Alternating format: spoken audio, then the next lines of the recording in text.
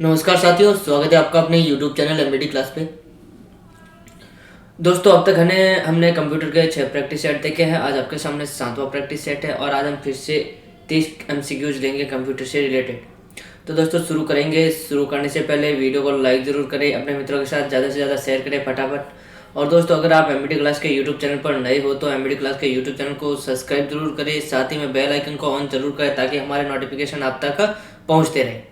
दोस्तों, मैं देखता हूँ कि कुछ लोग आते हैं सिर्फ डिस्प्ले करके वापस चले जाते हैं। तो दोस्तों, मैं उनसे कहना चाहता हूँ, आप लोगों का जन्म है ना कमियां निकालने के लिए हुआ है, ठीक है। आप इसके सिवा कुछ नहीं कर सकते। आप में जो नेगेटिविटी भरी है ना, वो नेगेटिविटी आप में ज़िंदगी भर रहेगी और आप ज़िंदगी में कभी सक्सेस नहीं होंगे, ठीक है। तो दोस्तों, ऐसे नेगेटिव लोगों को इग्नोर करते हुए आगे बढ़ेंगे।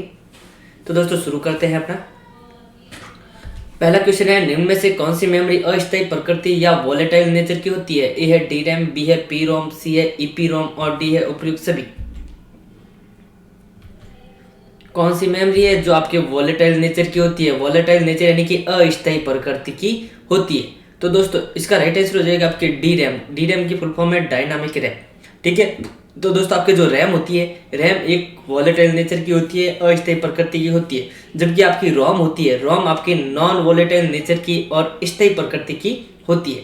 देखो यहाँ पे पी रोम और ईपी रोम ये रोम के प्रकार है, जबकि डी रैम है ये रैम का प्रकार है। डी रैम का फुल फॉर्म है डायनामिक रैम और इसके अलावा एक होती है स्टैटिक रैम, ठीक है। दोस्तों, डी रैम को आपके मेन मेमोरी भी कहा जाता है या मुख्य मेमोरी भी कहा जाता है। तो इसका राइट आंसर हो जाएगा ए। अगला क्वेश्चन है, मैग्नेटिक टेप में डेटा पर पहुंचने के आधार पर डेटा को किस क्रम में प्राप्त किया जाता है? ए है डायरेक्ट एक्सेस, बी है सिक्वेंशियल एक्सेस, डी है अ व ब दोनों और डी है इनमें से कोई नहीं। यानी कि मैग्नेटिक टैप होता है दोस्तों, उसमें डेटा को किस क्रम में प्राप्त किया जाता है? डायरेक्ट एक्सेस के रूप में प्राप्त किया जाता है या सिक्वेंशियल एक्सेस में प्राप्त किया जाता है? मैग्नेटिक टैप में डेटा किस क्रम में प्राप्त किया जाता है? तो दोस्तों, इसका राइट आंसर हो जाएगा सिक्वेंशियल एक्सेस, यानी कि क्रम के अनुसार जिस क्रम में डेटा होता है उसी क्रम में हम डेटा को प्राप्त कर सकते हैं। किसमें? मैग्नेटिक टैप में। जबकि दोस्तों, आपके मैग्नेटिक डिस्क होती है, मैग्नेटिक डिस्क में आपके जो डेटा है वो आपके डायरेक्ट एक्सेस में प्राप्त होता है। किसमें? डायरेक्ट, यानी कि हम कोई मैग्नेटिक जो आपके डिस्क होती है दोस्तों, उसमें हम अगर कोई सॉन्ग्स डाले हुए तो हम प्रथम सॉन्ग्स पे रहते हैं, और जब हमको आगे डायरेक्ट बीच में जाना होता है तो हम डायरेक्ट बीच वाले सॉन्ग्स पर चले जाते हैं, तो वो कहलाता है डायरेक्ट एक्सेस, ठीक है। तो वो होता है आपके मैग्नेटिक डिस्क में, जबकि मैग्नेटिक टैप में आपके सिक्वेंशियल एक्सेस होता है। अगला क्वेश्चन है, निम्न में से कौन सा डिवाइस ऑप्टिकल डिस्क का उदाहरण नहीं है? ए है एचडीडी, बी है बीआरडी, सी है डीवीडी और डी है एचवीडी। निम्न में से कौन सा डिवाइस है जो आपके ऑप्टिकल डिस्क का उदाहरण नहीं है? यानी कि 3 तो आपके ऑप्टिकल डिस्क है और एक नहीं है। तो दोस्तों, इसका राइट आंसर हो जाएगा आपके एचडीडी। एचडीडी की फुल फॉर्म हो जाएगी hard disk drive. Hard disk drive है दोस्तों आपके मैग्नेटिक डिस्क का उदाहरण है। किसका? मैग्नेटिक डिस्क का, ठीक है। इसके अलावा आपके बीआरडी की फुल फॉर्म होती है ब्लू रे डिस्क और डीवीडी है ये भी आपके ऑप्टिकल डिस्क का उदाहरण है। एचपीडी है ये भी आपके ऑप्टिकल डिस्क का उदाहरण है। जबकि एचडीडी किसका है? एचडीडी है आपके मैग्नेटिक डिस्क का। अगला क्वेश्चन है, एचवीडी का पूर्ण रूप है? ए है होलोग्राफिक वर्सेटाइल डिस्क, बी है हार्ड वर्सेटाइल डिस्क, सी है हार्ड वेरियस डिस्क और डी है होलोग्राफिक वेरियस डिस्क।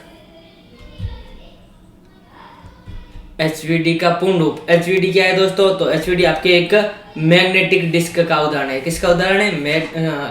मैग्नेटिक नहीं, ऑप्टिकल डिस्क का उदाहरण है एचवीडी। तो दोस्तों, एचवीडी की जो फुल फॉर्म है वो है आपके holographic versatile disc. Option A right answer होगा। अगला क्वेश्चन है, निम्न में से किस डिवाइस को डिस्केट भी कहा जाता है? ए है फ्लॉपी डिस्क ड्राइव, बी है हार्ड डिस्क ड्राइव, सी है ब्लू रे डिस्क और डी है डिजिटल वर्सेटाइल डिस्क। किस डिवाइस को डिस्केट भी कहा जाता है? दोस्तों, फ्लॉपी FLOPPY होगा, यहाँ पे PHY नहीं होगा, ठीक है। ध्यान रखना, FLOPPY होता है तो फ्लॉपी डिस्क ड्राइव। तो यहाँ पर पूछा है किस डिवाइस को डिस्केट भी कहा जाता है? तो दोस्तों, इसका राइट आंसर हो जाएगा आपके फ्लॉपी डिस्क ड्राइव, ठीक है। FDD फ्लॉपी डिस्क ड्राइव को आपके डिस्केट भी कहा जाता था। तो इसका राइट आंसर हो जाएगा ए। अगला क्वेश्चन है, UFS का पूर्ण रूप है? ए है यूनियन फ्लैश सिस्टम, बी है यूनिवर्सल फ्लैश सिस्टम, सी है यूनिवर्सल फ्लैश स्टोरेज और डी है यूजर फ्लैश स्टोरेज। UFS की फुल फॉर्म एक होता है दोस्तों आपके यूपीएस। ठीक है, यूपीएस की फुल फॉर्म क्या है? यूपीएस की फुल फॉर्म है uninterrupted power service, uninterrupted power service. जबकि यहाँ पर पूछा है यूएफएस। तो दोस्तों यूएफएस का पूर्ण रूप है या फुल फॉर्म है वो आपके यूनिवर्सल फ्लैश स्टोरेज। ये आपका एक स्टोरेज का एक प्रकार है, ठीक है, मेमोरी का एक प्रकार है, ठीक है। तो इसका पूर्ण रूप क्या हो जाएगा? यूनिवर्सल फ्लैश स्टोरेज, यानी कि ये फ्लैश टेक्निक पर आधारित है। अगला क्वेश्चन है, भ्रम पैदा करने वाली या आभासी या काल्पनिक मेमोरी होती है। ए है पेन ड्राइव, बी है एसडी कार्ड, सी है बबल मेमोरी, डी है वर्चुअल मेमोरी। भ्रम पैदा करने वाली या आभासी या काल्पनिक मेमोरी होती है। तो दोस्तों भ्रम पैदा करने वाली या आभासी या काल्पनिक मेमोरी होती है वो होती है आपके वर्चुअल मेमोरी। ये कोई मेमोरी नहीं होती है दोस्तों, ये आपके क्या भ्रम पैदा करती है। आपको लगता है, हमको लगता है कि ये मेमोरी है, लेकिन ये होती नहीं है, ठीक है। तो ये आपके वर्चुअल मेमोरी कहलाती है। तो इसका राइट आंसर हो जाएगा डी। अगला क्वेश्चन है, हार्ड डिस्क की स्टोरेज क्षमता को बढ़ाने के लिए किस तकनीक का प्रयोग किया जाता है? ए है कॉम्बिनेशन, बी है फ्लिप फ्लॉप, सी है कंप्रेशन, डी है रैट। हार्ड डिस्क की स्टोरेज क्षमता को बढ़ाने के लिए किस तकनीक का प्रयोग किया जाता है? तो दोस्तों इसका राइट आंसर हो जाएगा आपके ऑप्शन सी, कंप्रेशन। ठीक है, हार्ड डिस्क की अगर स्टोरेज क्षमता बढ़ानी है तो उसके लिए आपका कौन सी तकनीक प्रयोग किया जाता है? Compression. Option C right answer होगा। अगला क्वेश्चन है, किस तकनीक का प्रयोग बहुत ज्यादा डेटा यानी कि ट्रिलियन बाइट डेटा को स्टोरेज करने के लिए किया जाता है तथा इसमें दो या दो से अधिक हार्ड डिस्क या ऑप्टिकल डिस्क को कंबाइन कर एक सिंगल यूनिट बनाई जाती है?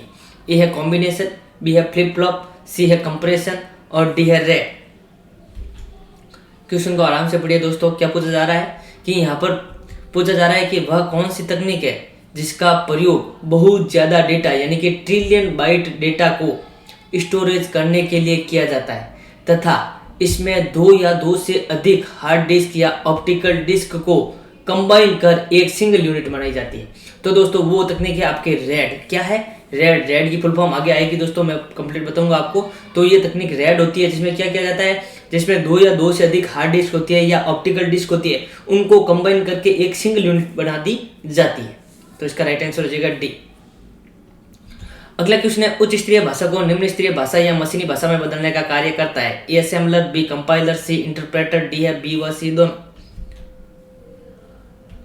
उच्च स्तरीय भाषा को निम्न स्तरीय भाषा में बदलने का कार्य कौन करते हैं? तो दोस्तों इसका जो राइट आंसर हो जाएगा आपके वो हो जाएगा आपके डी, बी व सी दोनों। कंपाइलर और इंटरप्रेटर दोनों है जो आपके उच्च स्तरीय भाषा को निम्न स्तरीय भाषा में बदलने का कार्य करते हैं। अब बात करते हैं असेंबलर की। तो दोस्तों असेंबलर क्या करता है? असेंबलर असेंबली लैंग्वेज को मशीनी भाषा में बदलने का कार्य करता है। ठीक है, और असेंबली लैंग्वेज एक दोस्तों निम्न स्तरीय भाषा होती है। कैसी भाषा होती है? निम्न स्तरीय भाषा। तो याद रखना, असेंबलर क्या करता है? असेंबली भाषा को मशीनी भाषा या निम्न स्तरीय भाषा में बदलने का कार्य करता है और असेंबली भाषा ही आपके एक निम्न स्तरीय भाषा है। अगला क्वेश्चन है, निम्न में से कौन सा एक क्लाउड स्टोरेज नहीं है? ए है गूगल ड्राइव, बी है एक्स ड्राइव, सी है एमएस ड्राइव 1 और डी है flip flop. Cloud storage. Cloud storage का मतलब होता है दोस्तों ऑनलाइन या डिजिटल स्टोरेज होता है वो आपका क्लाउड स्टोरेज कहलाता है। तो दोस्तों निम्न में से कौन सा क्लाउड स्टोरेज नहीं है? तो दोस्तों इसका राइट आंसर हो जाएगा आपके ऑप्शन डी।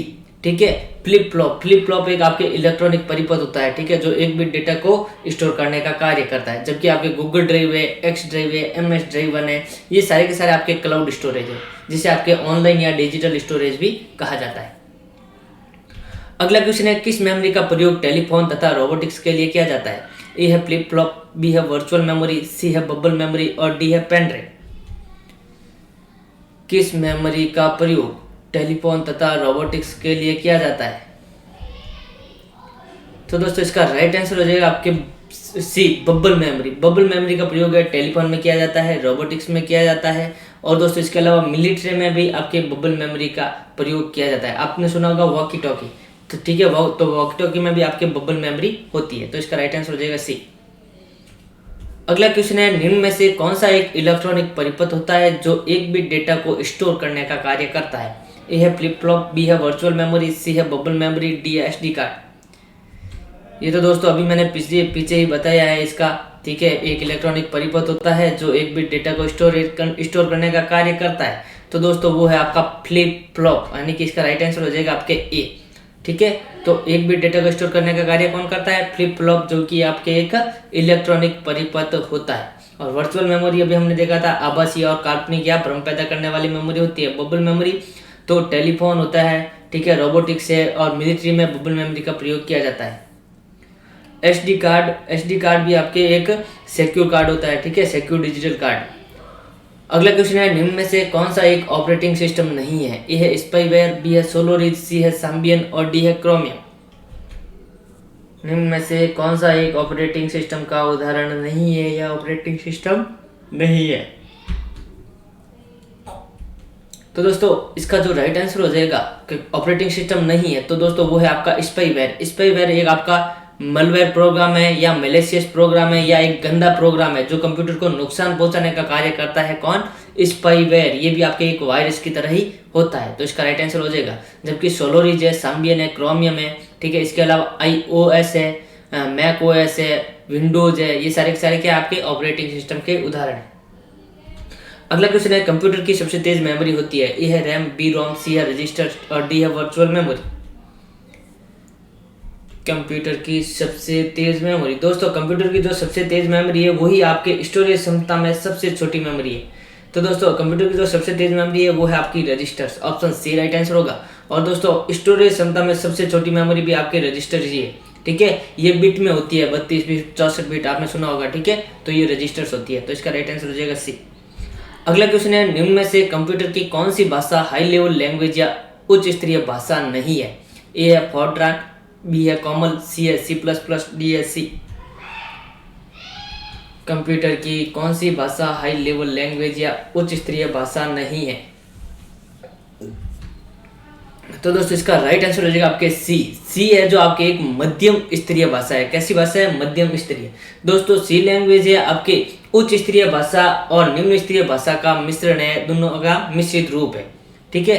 तो ये आपके उच्च स्तरीय भाषा में नहीं आएगी। जबकि फोर्ट्रान है, कॉमल है, C++ है, इसके अलावा लिस्प है, प्रोलॉग है, SQL, MySQL, ओरेकल, ठीक है, बेसिक है, ये सारी की सारी उच्च स्तरीय भाषाएं है। अगला क्वेश्चन है, रेड का पूर्ण रूप है? ए है regional address interface disk, B है redundant address inexpensive disk, C है रिडंडेंट एरे इनएक्सपेंसिव डिस्क और डी है रिडंडेंट एरे इंटरचेंज डिस्क। तो दोस्तों रेड के बारे में अभी हमने बात की थी। तो रेड क्या है? रेड एक तकनीक है जो बहुत सारे डेटा यानी कि ट्रिलियन बाइट डेटा को स्टोरेज करने का कार्य करता है, ठीक है। रेड इसमें क्या किया जाता है, दो या दो से अधिक हार्ड डिस्क या ऑप्टिकल डिस्क को कंबाइन करके एक यूनिट बनाई जाती है। तो दोस्तों रेड का पूर्ण रूप क्या है? रेड का पूर्ण रूप है redundant array inexpensive disk. Redundant array inexpensive disk, option C right answer होगा। अगला क्वेश्चन है, ब्लू रे डिस्क, ये ब्ले नहीं है, ब्लू होगा, ठीक है। ब्लू रे डिस्क में कितना डेटा स्टोर किया जा सकता है? ए है 25 से 50 GB, बी है 25 से 50 TB, सी है 25 से 50 MB, 25 पॉइंट नहीं है यहाँ पे, 25 से 50 MB और डी है 50 से 70 GB। ब्लू रे डिस्क में कितना डेटा स्टोर किया जा सकता है? तो दोस्तों इसका राइट आंसर हो जाएगा आपके ऑप्शन ए, 25 से 50 GB तक हम डेटा इसमें स्टोरेज कर सकते हैं। मिनिमम 25 और अधिकतम 50 GB तक। तो इसका राइट आंसर हो जाएगा ए, ये होगा आपके BRD, ब्लू रे डिस्क। अगला क्वेश्चन है, डिस्क में ट्रैक और सेक्टर बनने की प्रक्रिया कहलाती है? ए है ट्रांसलेशन, बी है क्रिएटिंग, सी है फॉर्मेटिंग और डी है कंप्रेशन। डिस्क में ट्रैक और सेक्टर बनने की प्रक्रिया कहलाती है? तो दोस्तों डिस्क में जो ट्रैक और सेक्टर बनने की प्रक्रिया है वो कहलाती है आपके formatting, option C right answer होगा। अगला क्वेश्चन है, निम्न में से द्वितीयक मेमोरी का उदाहरण नहीं है? ए है DVD, B hard disk drive, C है DRAM और डी है HDD। द्वितीयक मेमोरी का उदाहरण नहीं है, सेकेंडरी मेमोरी का उदाहरण नहीं है।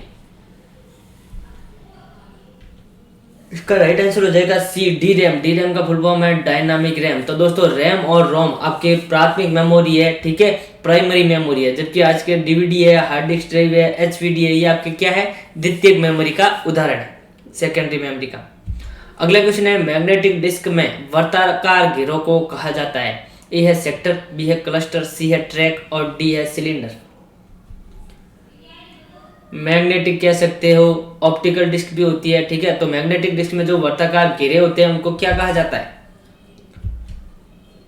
मैग्नेटिक डिस्क में वर्ताकार घेरों को क्या कहा जाता है? तो दोस्तों उसको कहा जाता है ट्रैक, ठीक है। मैग्नेटिक डिस्क में जो वर्ताकार घेरों को क्या कहा जाता है? ट्रैक कहा जाता है।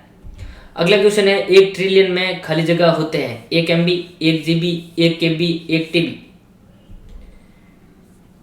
1 ट्रिलियन में होते हैं, तो दोस्तों इसका राइट आंसर हो जाएगा आपके 1 TB। 1 ट्रिलियन में 1 TB होता है, जबकि 1 मिलियन में कितना होता है दोस्तों? तो 1 मिलियन में होता है 1 MB, 1 बिलियन में होता है 1 GB और 1 ट्रिलियन में होता है 1 TB। अगला क्वेश्चन है, निम्न में से सिंगल यूजर ऑपरेटिंग सिस्टम है? ए है लाइनक्स, बी है विंडोज 7, सी है यूनिक्स और डी है विंडो 95। निम्न में से सिंगल यूजर ऑपरेटिंग सिस्टम है? तो बिल्कुल आसान सा क्वेश्चन है, इसका राइट आंसर हो जाएगा window 95। Window 95, window 98, MS DOS, ये तीनों आपके सिंगल यूजर ऑपरेटिंग सिस्टम है, जबकि लाइनक्स है, विंडोज 7 है, यूनिक्स है, ये आपके क्या है? मल्टी यूजर है। अगला क्वेश्चन है, 1 PB बराबर होता है 2 की पावर 12 बाइट, 2 की पावर 15 बाइट, 2 की पावर 18 बाइट, 2 की पावर 9 बाइट। 1 PB का मतलब है पेटाबाइट। 1 पेटाबाइट कितने बाइट के बराबर होता है? बहुत ही इंपॉर्टेंट क्वेश्चन है दोस्तों। 1 PB बराबर होता है 2 की घात 15 बाइट। इसका राइट आंसर हो जाएगा बी, ठीक है। 1 PB बराबर कितना होता है? 2 की घात 15 बाइट। अगर यहाँ पर 1 TB का पूछा जाता है तो 1 TB बराबर होता है 2 की घात 12 बाइट, ठीक है।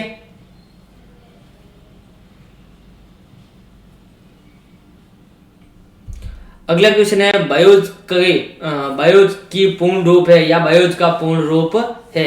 ए है basic in output system, B है bubble input output solution, C है बेसिक इनपुट आउटपुट सॉल्यूशन और डी है basic input output system. BIOS का पूर्ण रूप है?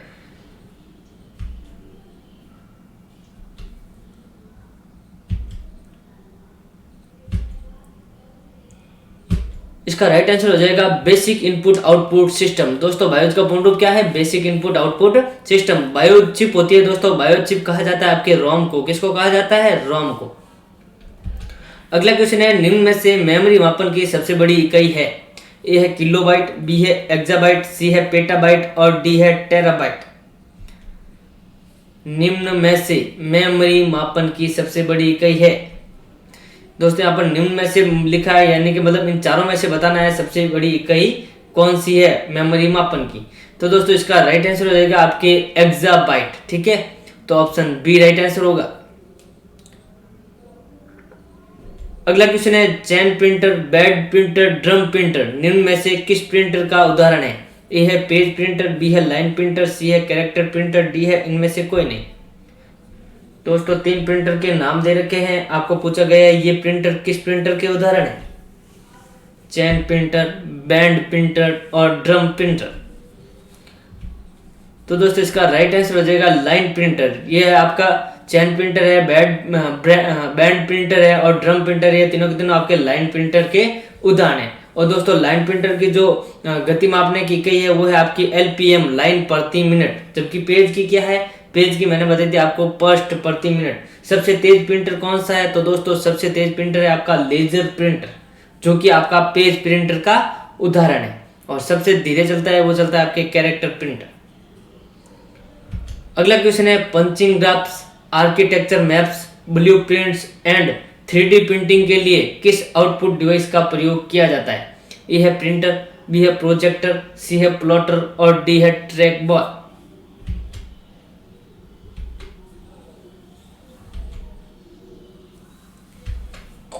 Punching drafts, architecture maps, blueprints और 3D प्रिंटिंग के लिए किस आउटपुट डिवाइस का प्रयोग किया जाता है? तो दोस्तों इसका राइट आंसर हो जाएगा आपके सी, प्लॉटर। प्लॉटर है आपके उच्च गुणवत्ता वाला आउटपुट डिवाइस है दोस्तों, प्लॉटर, ठीक है, जिसके द्वारा हम 3D प्रिंटिंग भी निकाल सकते हैं, ब्लूप्रिंट्स भी निकाल सकते हैं, ठीक है। पंचिंग ड्राफ्ट्स वो सारे के सारे किस पे होते हैं? प्लॉटर पे। अगला क्वेश्चन है, कैरेक्टर प्रिंटर की गति या स्पीड मापने की इकाई है। ए है पृष्ठ प्रति मिनट, बी है लाइन प्रति मिनट, सी है अक्षर प्रति मिनट और डी है अक्षर प्रति सेकंड। कैरेक्टर प्रिंटर की गति या स्पीड मापने की इकाई। तो दोस्तों कैरेक्टर प्रिंटर की जो स्पीड मापने की इकाई है वो है आपका अक्षर प्रति सेकंड। ठीक है, अक्षर प्रति second, option D right answer होगा। लास्ट क्वेश्चन है, लेजर का पूर्ण रूप है।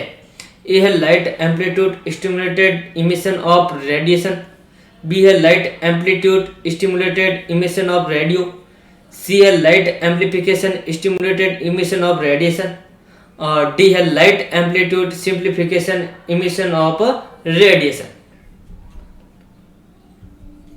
लेजर का पूर्ण रूप है। दोस्तों लेजर के खोजकर्ता कौन है?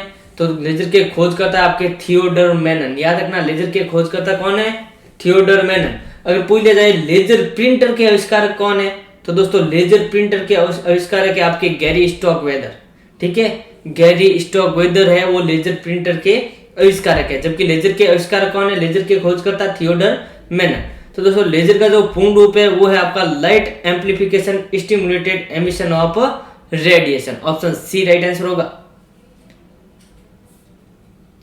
Light amplification stimulated emission of radiation.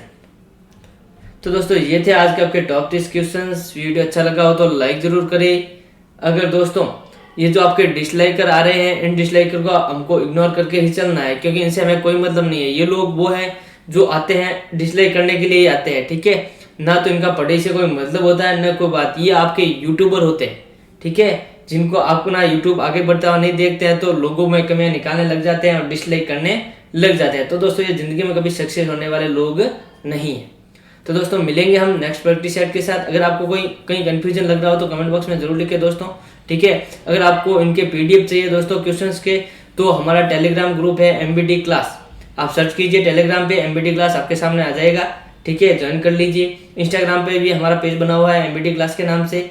ठीक है, और इसके अलावा जीके फॉर यू के नाम से भी बना हुआ है, तो आप हमारे द्वारा हमारे ग्रुप से जुड़ सकते हैं। ठीक है दोस्तों, तो आज के लिए इतना ही, धन्यवाद।